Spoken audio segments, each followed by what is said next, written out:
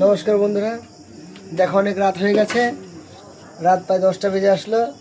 আজ সময় পাইনি কাজের চাপে। দেখো আমি আমার পায়রার ঘরে আসছি, পায়রার লকটাকে আটকাতে। খাবারগুলো দেখো এক এক সব নামিয়ে নিচ্ছি। দেখো দেখো খাবারগুলো আসতে সব নামিয়ে নিচ্ছি। দেখো কি কি পায়রা আছে,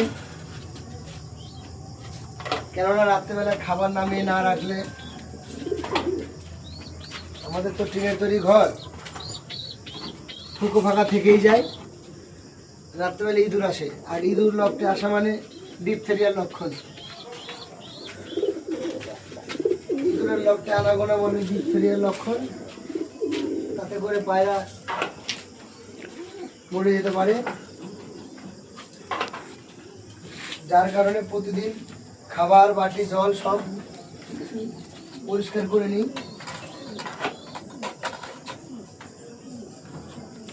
দেখো বন্ধুরা, খাবারগুলো খাবারগুলো আমি নামিয়ে ফেলেছি।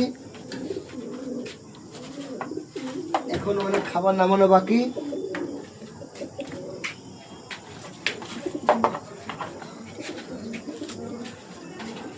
দেখো এদের এখনো খাওয়া হয়নি, এত রাত করে তবু খাচ্ছে।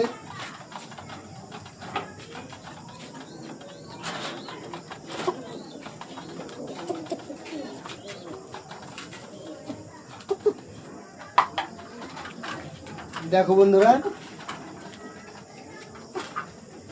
এই খাবারগুলো এক এক করে তোলা হয়ে গেছে। এই দেখো খাবারগুলো সব তুলে ফেললাম। দেখো এখানে 5 মিশালি খাবার দেওয়া হয়।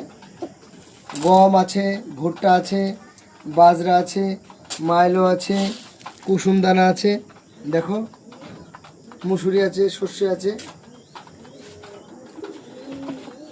এবার এক এক করে জলগুলো ফেলে দিচ্ছি, তারপর লকটা আটকে ফেলবো।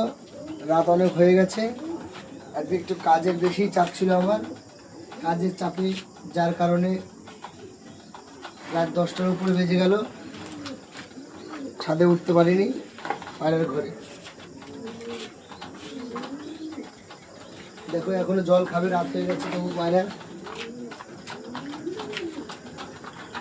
কাজের একটু চাপ আছে, প্রচুর প্রেশারে আছি।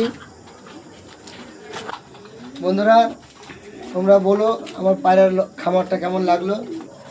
যদি ভালো লাগে একটু কমেন্ট করে জানিও, একটু সাবস্ক্রাইব করো, শেয়ার করে দিও ভিডিওটা।